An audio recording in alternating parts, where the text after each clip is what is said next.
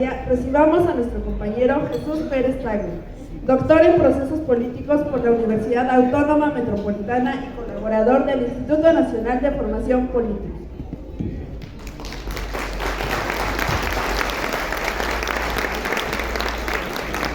Muchas gracias, compañeras, compañeros. ¿Sí se escucha bien así o está muy fuerte? ¿Ya está bien? Vale. Bueno, vamos a arrancarnos. En principio, darle la bienvenida por estar acá y felicitarlos porque justamente en algún momento, ¿verdad? Vamos conociendo el Instituto Nacional de Formación Política. Ya nos lo dijo ahorita la presidenta, ¿verdad? La presidenta del Partido a nivel estatal ya nos comentó qué es el Instituto Nacional de Formación Política de manera breve, ¿no? Una introductoria. Y ustedes ahora, los que no conocían al instituto, pues ya lo están conociendo, se los presentamos y van a ver los talleres, los cursos, los procesos formativos que tenemos para ustedes. Todo un conjunto de contenidos que están dispuestos, son gratuitos por supuesto, para la militancia, para la ciudadanía en general. Bueno, como parte de este proceso formativo, pues tenemos el día de hoy este curso. El curso está enfocado al tema de crisis civilizatoria. Crisis civilizatoria.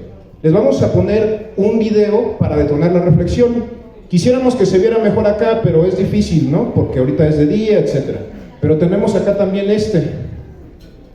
¿Sale? Entonces, les pedimos que, pues por favor, puedan ver acá o a ver qué tal se ve este, pero escuchar, ¿no? Vamos a escuchar. Vamos a ver un video de Pepe Mujica, expresidente de Uruguay.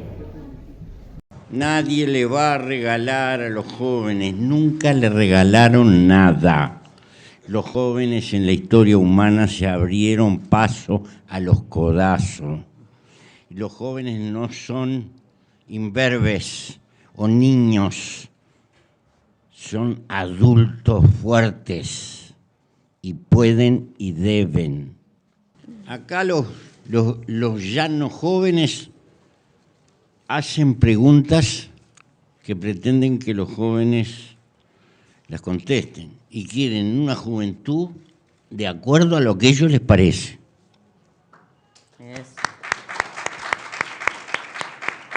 Yo creo que no tenemos crisis con los jóvenes. Tenemos crisis civilizatoria, que es distinto, que incluye a los jóvenes, a los viejos y al destino de la vida humana arriba de la tierra. Es mucho más grave. Nos queremos consolar creyendo de que esto se arregla gastando un poco más en los jóvenes, educándolos, calificándolos, y no le preguntamos, ¿por qué estamos vivos? Para luchar por ser felices y libres. El concepto de felicidad no se cuantifica. Y este es el problema. ¿Qué lo queremos? Que trabajen 8, 10, 12 horas, que paguen los impuestos, que cumplan con las obligaciones que tienen, que se jubilen cuando viene el reumatismo y que los entierren, y que paguen las cuotas que tengan que pagar. Eso es lo que queremos. Un mundo regladito, como se nos ocurre a nosotros. Es decir, como hemos tenido que soportar nosotros. ¿Será ese el destino del hombre? O en las rebeldías y en las inconformidades juveniles aletea algo que no podemos definir, y tal vez un sentido de libertad y de civilización distinta. Son interrogantes, no son sencillas de contestar. Pero pienso que el hombre es un animal social, entre otras cosas, es un animal social. Tiene que intentar dar respuesta al entorno y siempre está buscando mejorar. Pero no se puede mejorar a costa de perder la libertad, de ser un tipo esclavizado por una rutina que empieza hoy y termina en el cajón. Entonces, permítanme, creo que nuestra civilización cristiana y occidental es un gigantesco fracaso, porque ha transformado a la vida en una apelación para gastar, consumir y acumular. Y lo que está despilfarrando son horas de vida arriba del planeta. Y creo que los jóvenes lo sienten porque necesitan tiempo, tiempo libre, tiempo que no se cuantifica, tiempo para amar, tiempo para cualquier cosa. Y eso es lo que menos tienen.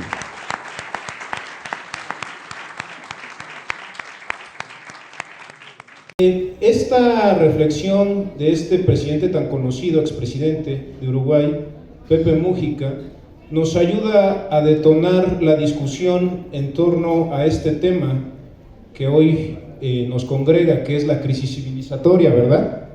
Bueno, vamos a ver si se ve acá.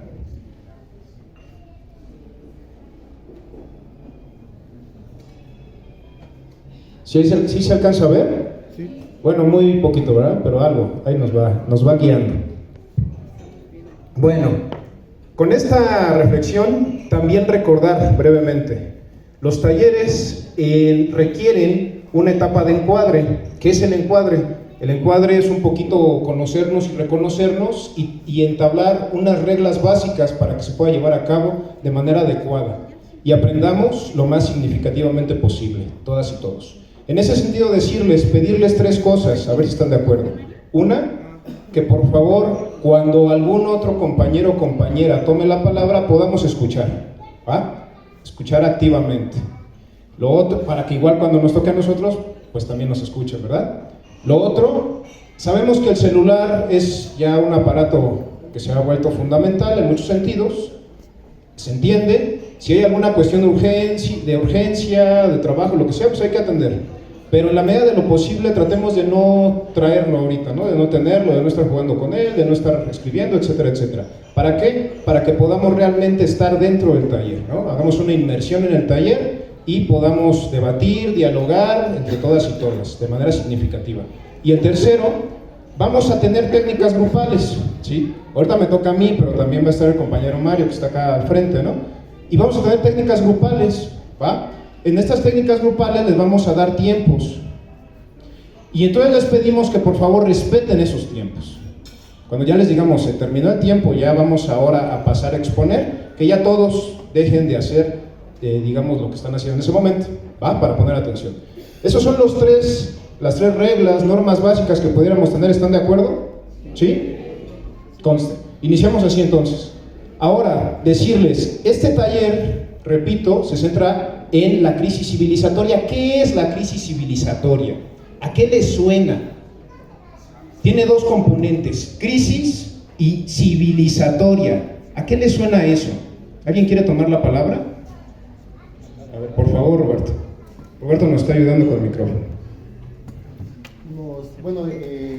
Refiere a la deshumanización que estamos teniendo a nivel mundial, ¿no? Porque de cierta forma los gobiernos se han enfocado a cosificar todo, una cuestión donde se ha perdido la humanización. Entonces, en ese sentido, importa lo cuantitativo, ¿sí? Y se ha olvidado la parte cualitativa, la parte humana, que es precisamente lo que refiere, ¿no? el tema.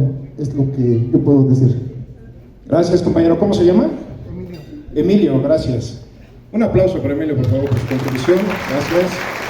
A ver acá, ¿quién más?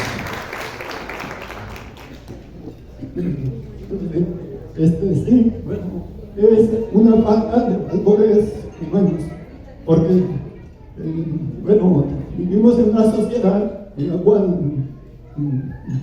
bueno, solamente queremos cosas materiales, cosas pues, que en sí buscamos y nos afectamos por el trabajo, pero no nos importa cómo viven nuestros semejantes, cómo vive nuestro pueblo, cómo vive nuestro país. Y necesitamos tener esa cultura de valorar a un ser humano, porque estamos en una sociedad en la que no nos preocupamos por las personas mayores de tercera edad, por las personas discapacitadas, por las personas que tienen discapacidad económica, y creo que tiene que existir un cambio para que progrese en México. Gracias, compañera. ¿Cuál es su nombre? Jesús Tacayo. Ya nos hablaron de la deshumanización, nos hablan de cómo la sociedad se centra en la cuestión material, ¿verdad? Sin mirar la cuestión del beneficio mutuo, colectivo, comunitario. ¿Alguien más quisiera comentar? Sí, por favor. Pues es la capitalización de todos los recursos materiales y naturales. Al capitalizarlas se descuida tanto la naturaleza, el medio ambiente y por consiguiente también las mismas comunidades. Entonces eso enfocaría la crisis civilizatoria. Gracias.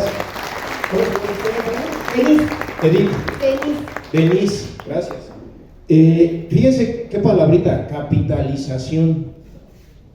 Cuando decimos eso, cuando dice la compañera Denise, capitalización de la vida, ¿de qué estará hablando, no? Fíjense que cuando nosotros tenemos acá unas monedas en nuestra bolsa, ¿traemos capital?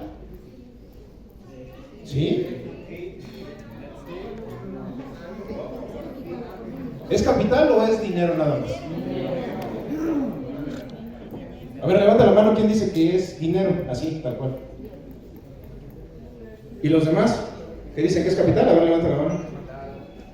Ok, y los demás se abstienen, ¿no? No queremos meternos en esas broncas. Va. Fíjense qué situación, porque yo le puedo decir a mi camarada, oiga camarada, usted trae capital en el bolsillo. Voy a decir, no es capital, lo que traigo en el bolsillo es dinero. El capital es otra cosa. ¿Implica dinero? Sí, pero lo que traigo ahorita no es capital, es dinero, ¿no? El dinero es un medio de intercambio, ¿verdad? Es un depósito de valor, porque ahí se deposita valor, guarda valor ese dinero, ¿no? Ese papel moneda, guarda valor, es una forma de intercambio también, y es una forma para ejercer poder social. El dinero, por supuesto que juega en términos de poder en la vida, en la sociedad. Quien tiene más dinero, ejerce más poder social, económico, político y hasta puede ser cultural. Puede tener medios de comunicación, ¿no? Ser dueño de medios de comunicación, de periódicos, de revistas, de televisión, de aplicaciones, ¿no? De páginas de internet, etcétera, etcétera. Y eso le da poder, ¿no? Y en ese sentido los intereses que esta persona tenga puede imponerlos, puede manipular a la gente, puede convencer a la gente, etcétera, ¿no? Tiene muchos recursos. Entonces el dinero es una forma de ejercer poder social también, ¿sale? Ojo con eso. Entonces, eso es el dinero, pero para que se convierta en capital es otra cosa. Por ejemplo, para que mi dinero que traigo en la bolsa se convierta en capital, ¿qué tengo que hacer? Tengo que meterlo en un proceso, en un ciclo. ¿Qué implica ese ciclo? Bueno, compro, por ejemplo, la fuerza de trabajo. Nosotras hemos sido o somos empleados, ¿no? De alguna empresa, por ejemplo, ¿verdad? Nos compra la empresa nuestra fuerza de trabajo, nos la paga como si fuéramos una mercancía, ¿va? A veces nos pagan más o menos, a veces no tan más o menos, a veces muy mal, ¿no? A veces hay prestaciones, a veces no hay prestaciones, etcétera, ¿sale? Pero nos paga nuestra fuerza de trabajo como si fuera una mercancía. Ojo, y nosotros bien gustosos la vendemos, ¿verdad? Sí, vendo mi fuerza de trabajo como si fuera una mercancía, ¿va? Porque así es el sistema, ¿no? No lo criticamos porque nacimos en él y así nos enseñaron que tenía que ser, ¿verdad? ¿Por qué lo criticaríamos? Pero justamente la formación política nos permite darnos cuenta, concientizarnos de la relación que estamos reproduciendo cuando vendemos nuestra fuerza de trabajo. Hacer una crítica de esa relación, entenderla profundamente, ¿no? Y entonces cuando vendemos nuestra fuerza de trabajo, muchas veces implica explotación de la fuerza de trabajo, de nuestra mano de obra. La gran mayoría de las veces implica explotación. ¿Qué es la explotación? ¿Quién quiere responder esa pregunta? ¿Qué es la explotación de la fuerza de trabajo? Allá, por favor.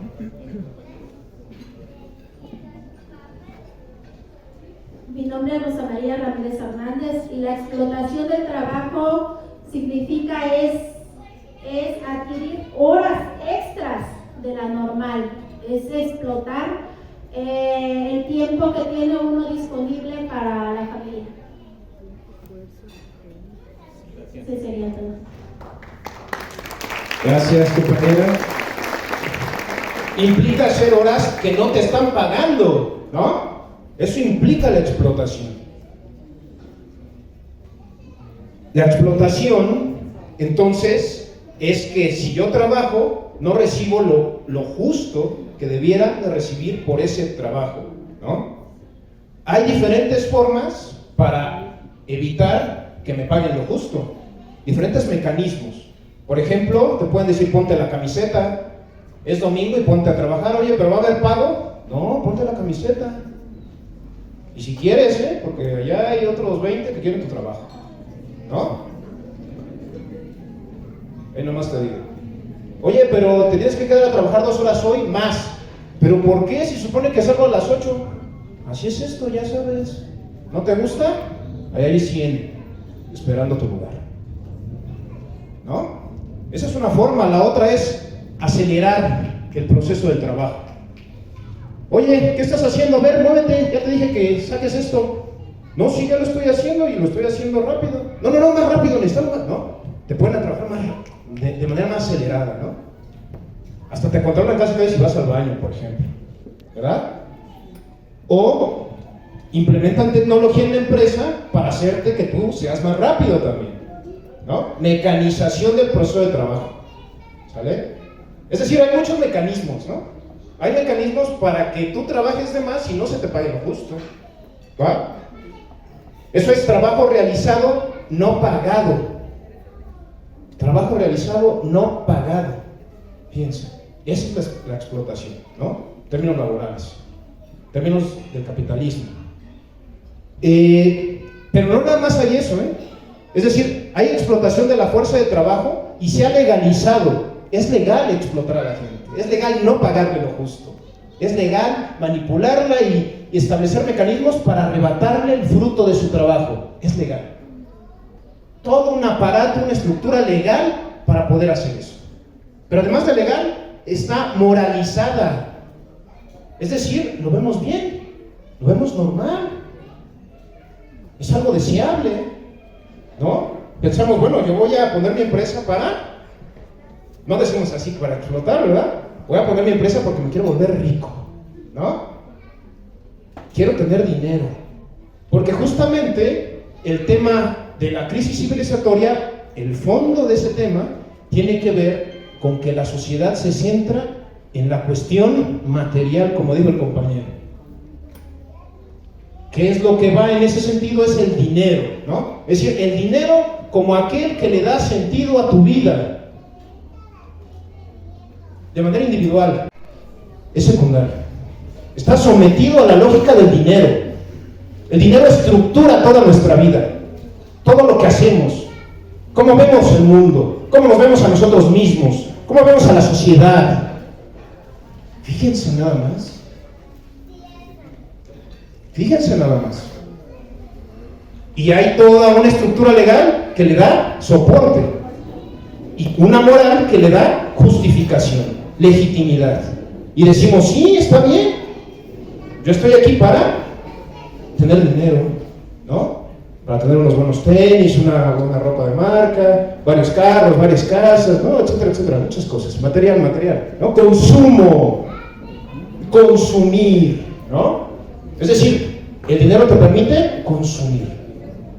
Y si consumes más en la medida en que eres un gran consumidor, casi eres como un ciudadano de primer nivel. Los que no tienen tanta capacidad para consumir son ciudadanos de segundo nivel, de tercer nivel, ciudadanos periféricos, casi, que no tienen capacidad de ejercer sus derechos. ¿No? ¿Sí les suena o no? ¿O creen que no es cierto esto?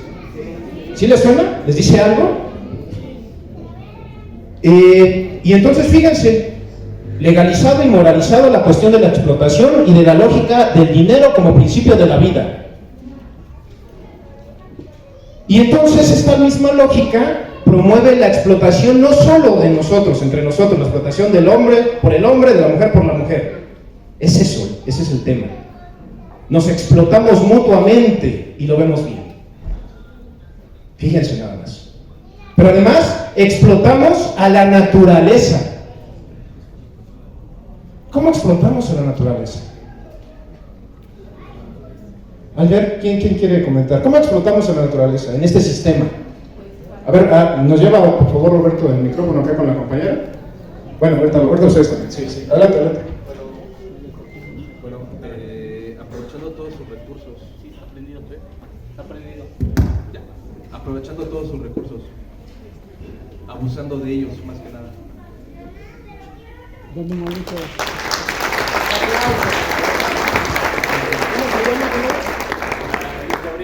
Gabriel, gracias. Acá, por favor.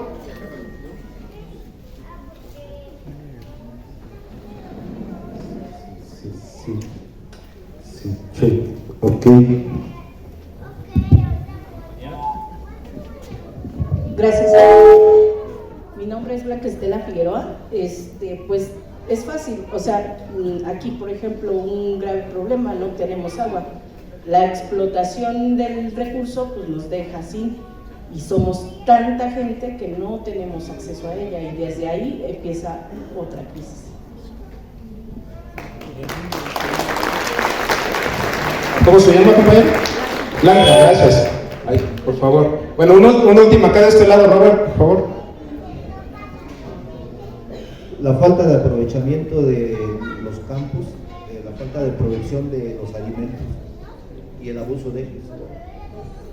Gracias, compañero. ¿Cómo se llama? Rubén Blanco. Rubén, gracias. Un aplauso para Rubén. Entonces explotamos, sobreexplotamos, ¿no? A ver, una cosa es aprovechar los recursos naturales, que ojo, fíjense hasta la manera en cómo hablamos de ellos, ¿no? De la naturaleza. Recursos naturales, ¿no?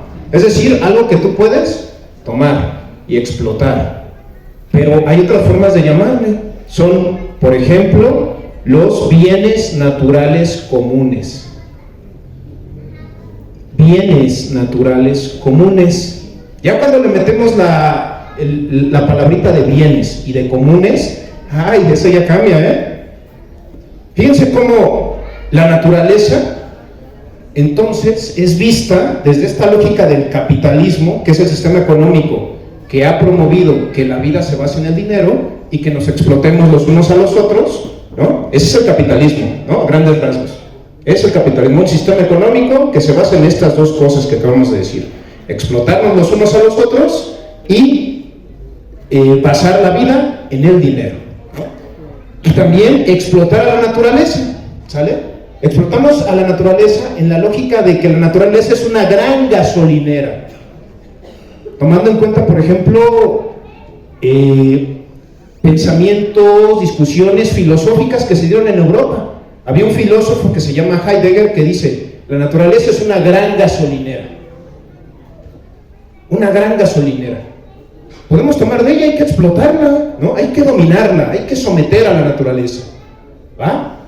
Pero en esta lógica de la acumulación del consumo, la acumulación del dinero, del consumo, ¿no? Esa es la lógica. Por ejemplo, ¿cuál es más bien la visión de los pueblos indígenas hacia la naturaleza? Respetarla. ¿Qué más? Cuidarla. ¿Qué más?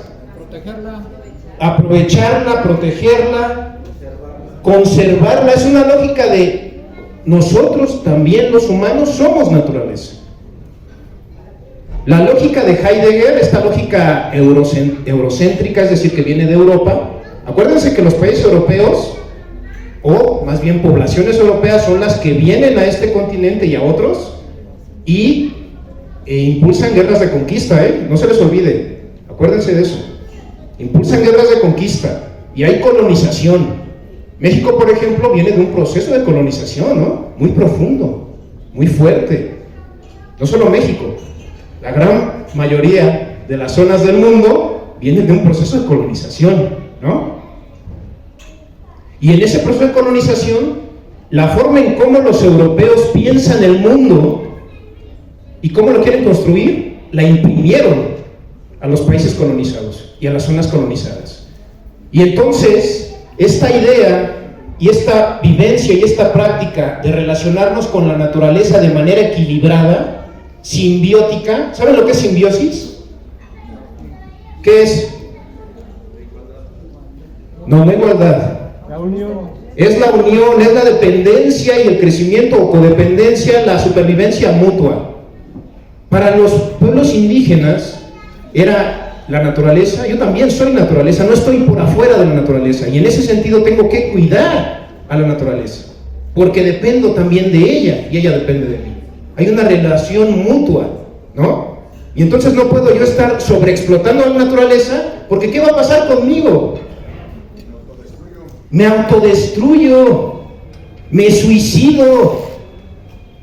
Es un suicidio, pero además no es un suicidio individual, es un suicidio colectivo, como lo llama nuestro filósofo Enrique Dussel.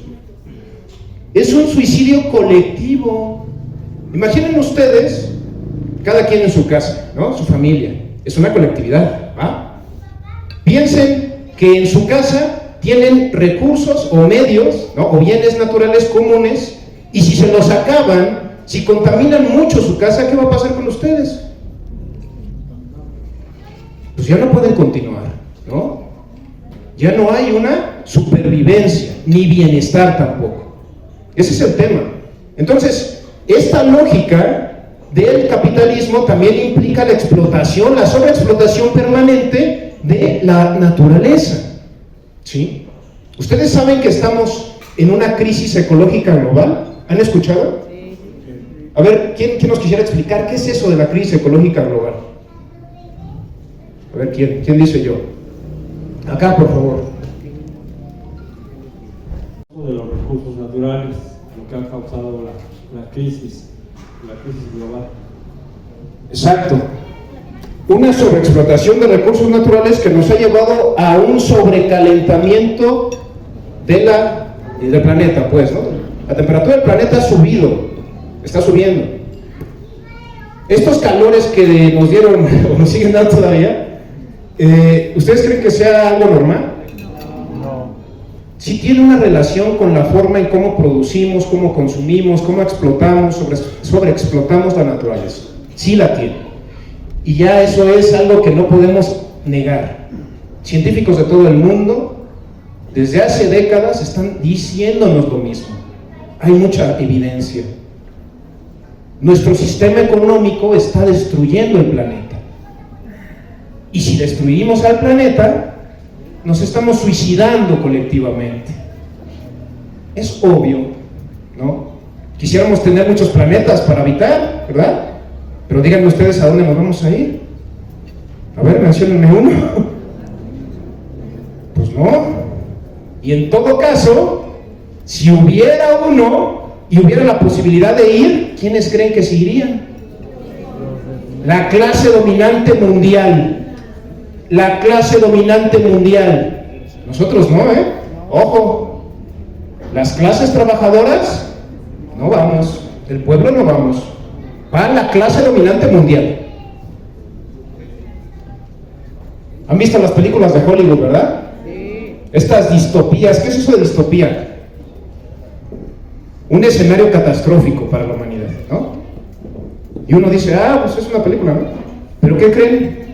Que justo sí podemos llegar a esos escenarios, ¿eh? De guerra global. De hambre en gran parte de la población. De por sí ya hay, una parte importante de la población hambre, guerras, ¿no? Pero esto se va a volver mundial. La cuestión del agua, por ejemplo, ¿no? Se está pensando, se está analizando que las siguientes guerras, muchas de ellas se van a detonar, ¿por qué? Por el agua. Guerras por el agua. Y uno diría, pero si hay un resto de agua en el planeta, ¿no? ¿Verdad? Pues agua para beber, potable, no hay tanta. No hay tanta. ¿Se están generando tecnologías para desalinizar el agua de mar? Sí. Pero miren, cuesta mucho dinero, ¿eh? Cuesta mucho dinero. Y a ver a quién le va a alcanzar, ¿no? Para comprarse esa tecnología. Entonces, nada más por decir algo del agua, pero hay muchos otros bienes naturales comunes que están entrando en una etapa crítica, que ya no, cada vez es más difícil tenerlos a la mano. Por ejemplo, la madera. La madera. Ustedes saben que hemos deforestado casi la mitad de la Amazonía, es decir, de la selva del Amazonas, el pulmón del planeta. ¿Sí sabían? Sí. Piensen ustedes, por ejemplo, ¿desde hace cuándo no ven un río? Limpio, además. A muchos de ustedes, camaradas, les tocó ver un río limpio y bañarse en él. A mí todavía me tocó. Todavía. Y ahorita les digo, a ver, váyanse a bañar a un río limpio. ¿Dónde hay? Que nos inviten, ¿no? Son elementos que a veces uno no se da cuenta, pero son visibles, son muy visibles. Todo esto nos lleva entonces a plantear cómo es que la explotación de la naturaleza también es parte de lo que llamamos crisis civilizatoria. Y ya vamos entendiendo, ¿no? Es decir, cuando decimos crisis, ¿a qué nos referimos? A un momento de inflexión, un momento complicado, de inestabilidad, de carencia, ¿no? De conflicto, de desesperanza incluso, ¿eh?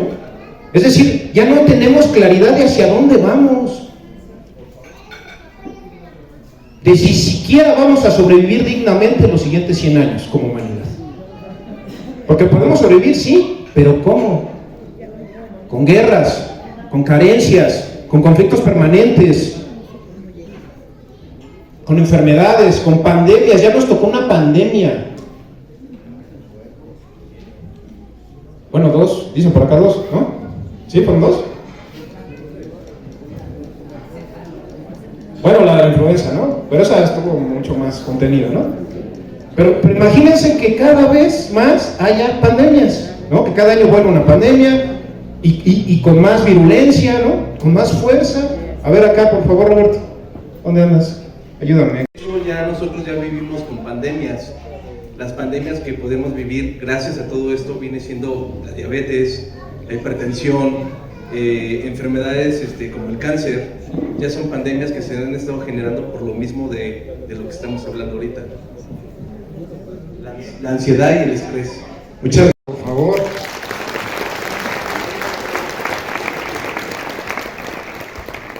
¿Quién no tiene un familiar que tenga diabetes? Sí, es una pandemia, sí es cierto, ¿no? Bueno, y lo demás que nos, lamentablemente, ¿no? La cuestión del cáncer, por ejemplo, ¿verdad? La hipertensión, la ansiedad. Aquí hay varios jóvenes. Levante la mano un joven que no tenga ansiedad, que nunca haya sentido ansiedad. A ver, los del Instituto Nacional de Formación Política nunca sienten ansiedad, ¿verdad? Sí, ya los conozco. Bien relajados. No, se les mueve el ojo así, ¿no? La ansiedad es una pandemia, compañeros, compañeros. La presión, el estrés que uno siente todo el tiempo, ¿no? Pero es parte de esta misma lógica de que si no produces, si no trabajas, si no eres exitoso, ¿no? No descanses. Básicamente no tenemos derecho a descansar. Quien descansa es un flojo, ¿no? Según esta lógica. No puedes descansar. No puedes descansar, ¿no? Y si descansas, hasta uno mismo se siente mal cuando descansa, porque ya nos introyectaron una ideología. ¿Cuál es la ideología? Del capitalismo. La vida solo vale si estás generando algo que en última instancia termine en dinero. Dinero. Decía Lafargue, tenemos derecho a la pereza. Pues sí, es una necesidad fisiológica descansar. Es una necesidad fisiológica, ¿no? ¿Por qué? Porque se recuperan nuestros órganos, nuestro cerebro, ¿no? Necesitamos descansar. Y sin embargo, en este sistema está mal visto descansar. Por eso nos enfermamos, ¿sí? Además, toda la chatarra que consumimos, que nos venden de manera industrial. Pues en la mañana me echo unos Doritos, ¿no? unas mantecadas, ¿verdad? Una lechita así con 5 kilos de azúcar, ¿no? Una Coca-Cola, está bien rica, fría, ¿no? ¿Sí o no? Está bien chido. Entonces, con todo eso, a través de los años, obviamente nos enferma. Obviamente, compañeras, compañeros. ¿Ustedes saben cuántas cucharaditas de azúcar tiene un refresco? Más de 10, ¿no? Ajá, acá quieren comentar, yo le paso esto. Toda esta crisis, todo este sistema económico también nos lleva a toda la crisis que es la soberanía alimentaria. Por ejemplo, el querer avanzar en producir alimentos ya modificados, pues también nos está acabando, por ejemplo, con las abejas, ¿no? Y es algo muy terrible porque si las abejas se nos acaban, pues ¿quién va a polinizar los frutos, los alimentos? También se nos acaba. Entonces, también por ahí también tenemos que ser cuidadosos y trabajar más sobre la cuestión de soberanía alimentaria. Sería todo. Gracias. Efigenia Sánchez. Miren, entonces vamos a volver a un video para reforzar estas ideas. Pues yo creo que si no conseguimos de verdad darle una vuelta a este sistema, vamos a la destrucción. Vivimos en un modelo, y voy a ser un poco provocadora, luego trataré de justificarlo, un modelo cultural, un modelo político y un modelo económico que podría decirse que le ha declarado la guerra a la vida. En el mundo riqueza hay, el problema está en que está en manos de un 1% de la población y el 99% está en las condiciones precarias o cuando no en la pobreza. G7 es anticapitalismo o barbarie.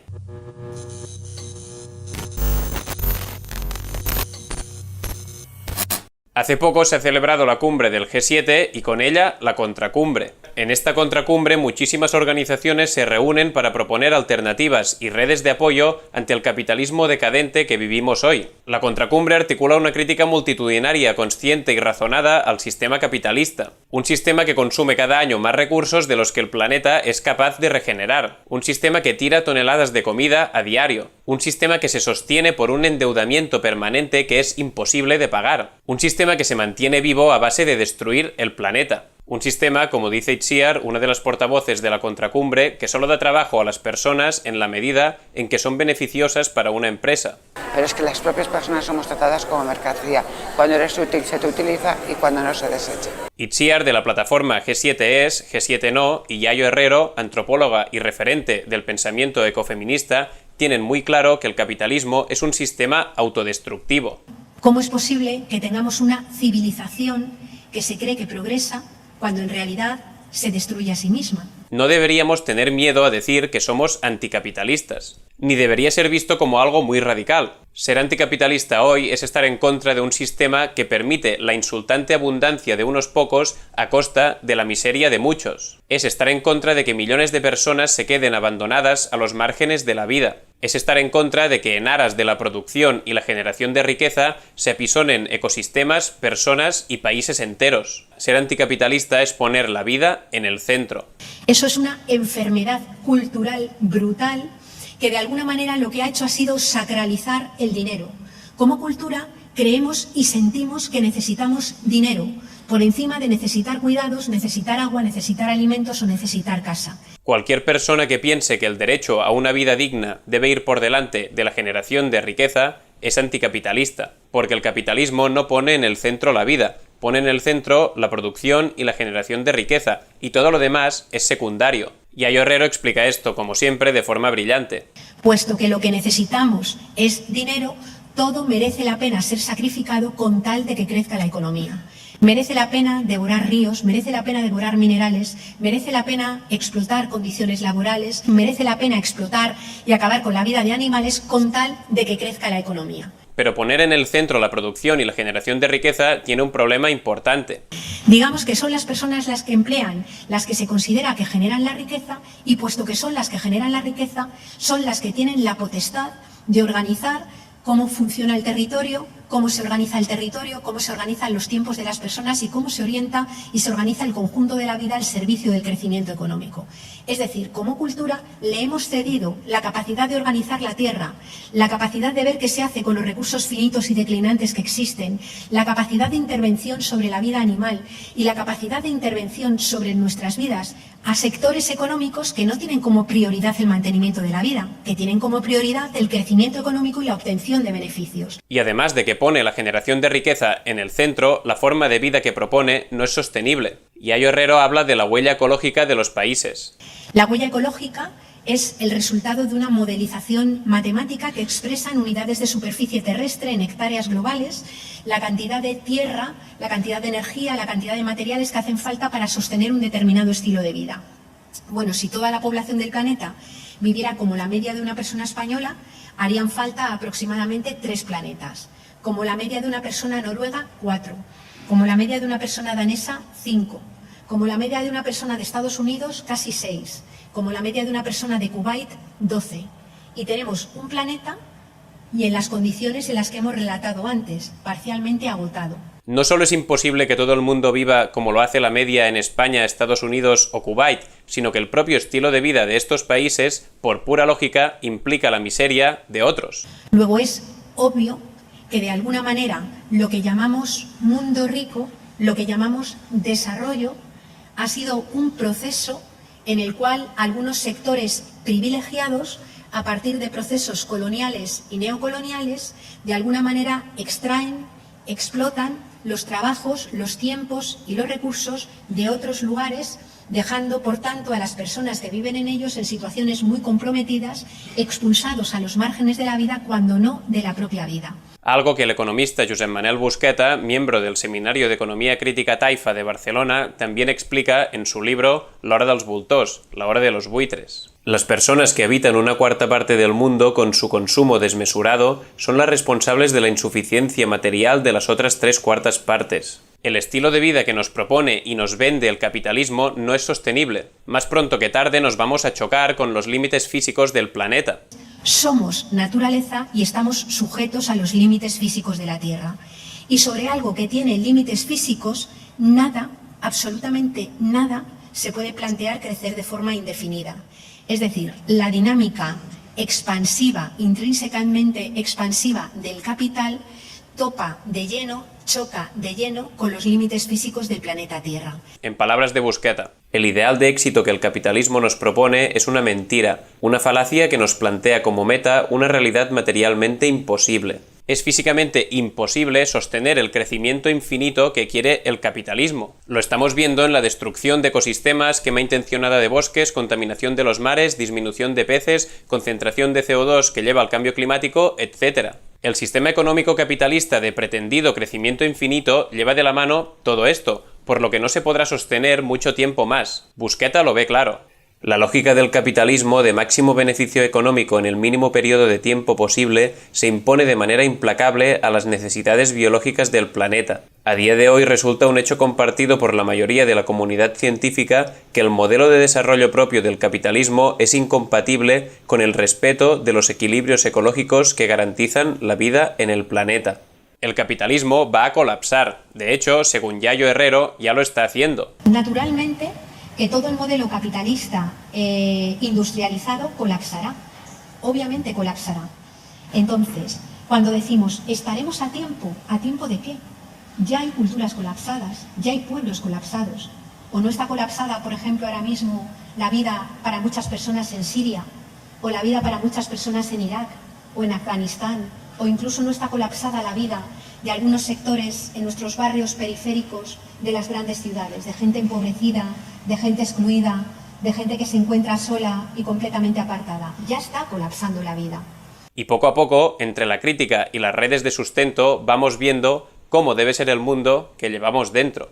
Hay un techo ecológico que no hubiéramos debido superar, un suelo mínimo de necesidades por debajo de las cuales no se pueden vivir vidas que merezcan la pena ser vividas, y entre ese suelo mínimo y ese techo ecológico es donde podemos encontrar un espacio de vida segura para la humanidad y para también el resto del mundo vivo que nos acompaña en este planeta. Es en ese espacio. Por eso desde la contracumbre se cree que plantarse ante este sistema no es una opción, es una necesidad. Y si planteamos alternativas, de verdad que creemos que se puede cambiar el sistema actual. Es necesario, casi es obligatorio, diría yo. Reuniones como las del G7 no serán nunca la solución, porque encarnan exactamente quienes más se benefician de este sistema de la miseria y el horror. La solución nunca vendrá de arriba hacia abajo, será desde abajo y en horizontal o no será. Y acabamos con una última reflexión de Yayo Herrero sobre el colapso que ya está sucediendo. Un pato. La clave es cómo vamos a asumir ese colapso, qué va a pasar con las personas que vivan, ¿no? Es decir, cuando analizamos los colapsos, los analizamos más bien como el colapso de toda la estructura y todo el mecanismo y el marco de poder existente. Pero las personas cotidianamente siguen viviendo. Y la clave es qué somos capaces de construir para que todas esas vidas cotidianas intenten sostenerse al máximo posible y en las mejores condiciones posibles, sin ingenuidades, sabiendo que es muy probable que haya sectores sociales que no vayan a ser capaces de hacerlo, pero sabiendo también, o por lo menos yo interiorizando, que merece mucho la pena el trabajo de intentarlo.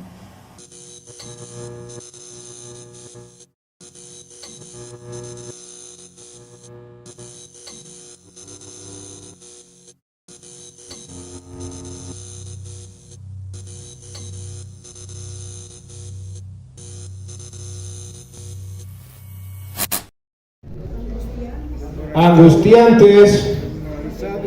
¿Mande? ¿Cómo? Desmoralizadores, ¿no? Así es.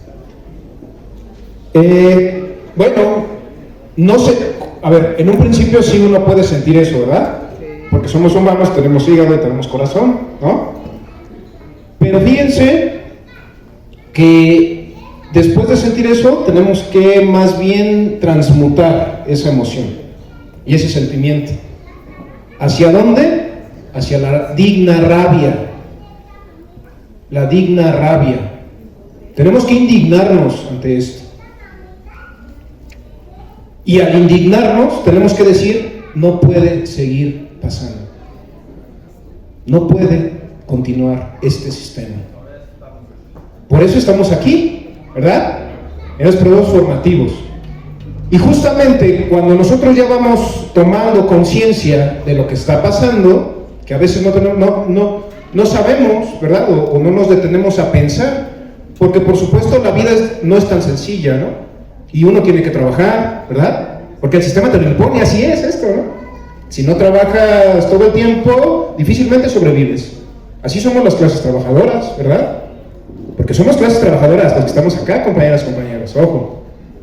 También la idea de decir yo no soy clase trabajadora es parte de la ideología dominante del sistema, ¿eh?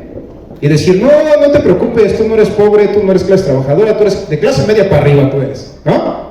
Y en ese sentido, que no te interese lo que le pase al resto de la población, tú ve lo tuyo nada más. Individualismo exacerbado, es parte de la ideología dominante de este sistema. No, los demás que se rasquen con sus propias uñas, ¿no? Pero como bien nos dice Mújica, somos seres sociales.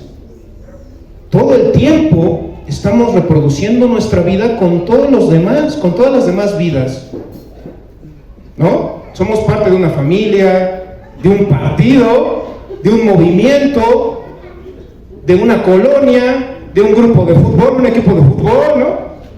De ajedrez, de una organización, de una iglesia, ¿no?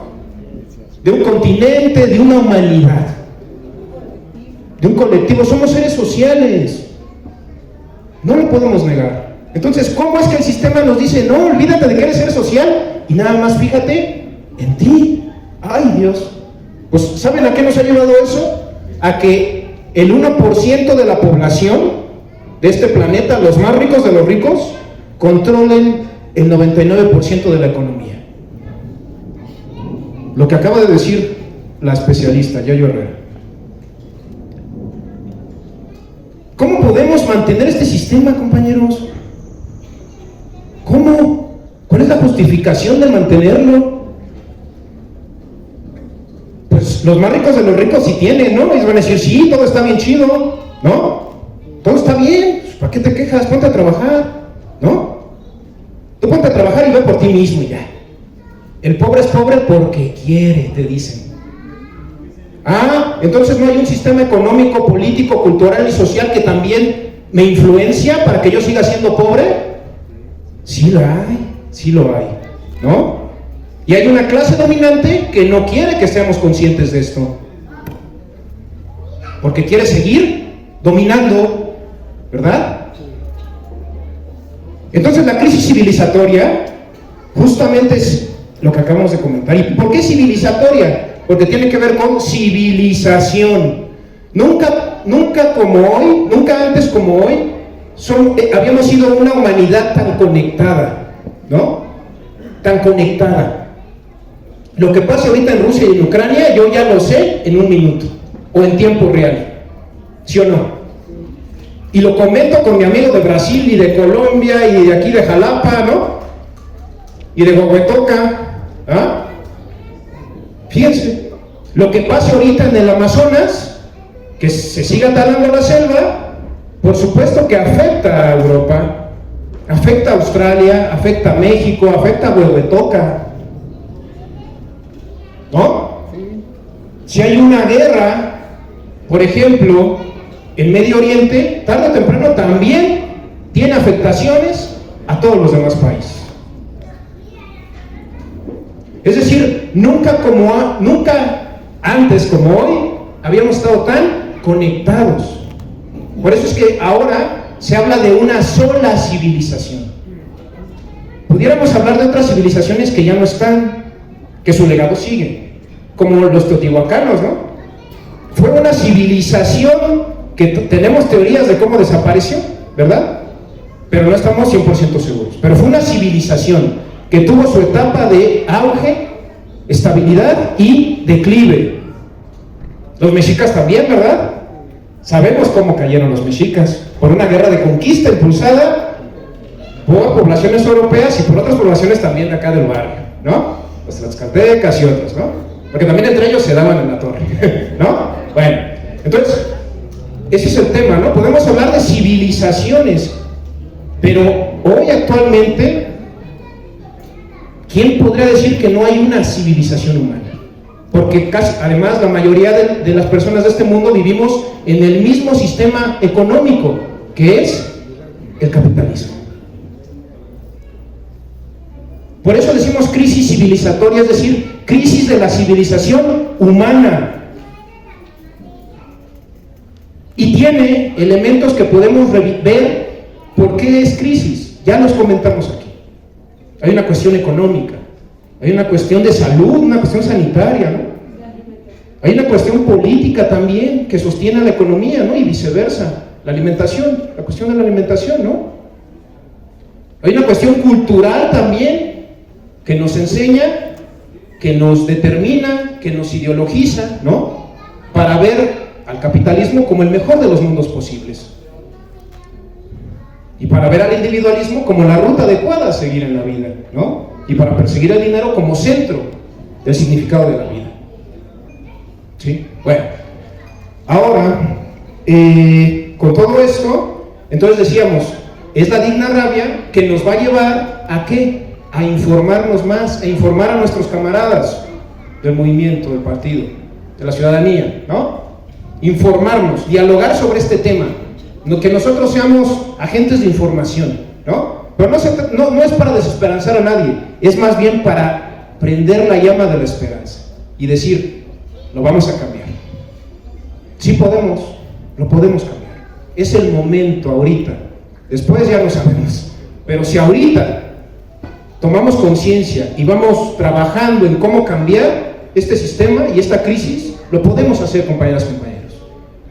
Lo podemos hacer. Ese es el objetivo de este taller, que nos concienticemos y que nos pongamos a trabajar por el cambio en esta crisis civilizatoria. Vamos ahora a hacer una técnica grupal. ¿Cuántos grupos somos? Bueno, ¿cuántas mesas son? No sé si tengan ahí por ahí el dato los organizadores. ¿Cuántas? 20. Pero quitamos una de allá. Bueno, una nada más. Podemos hacer equipos de 3 mesas.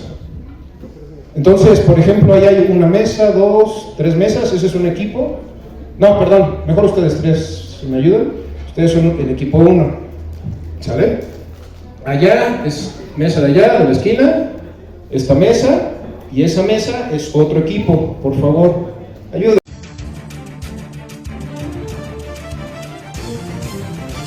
desde el aire, en 360 grados, con transmisiones en vivo desde el lugar de los hechos, con la mayor tecnología, pero sobre todo, con objetividad e imparcialidad.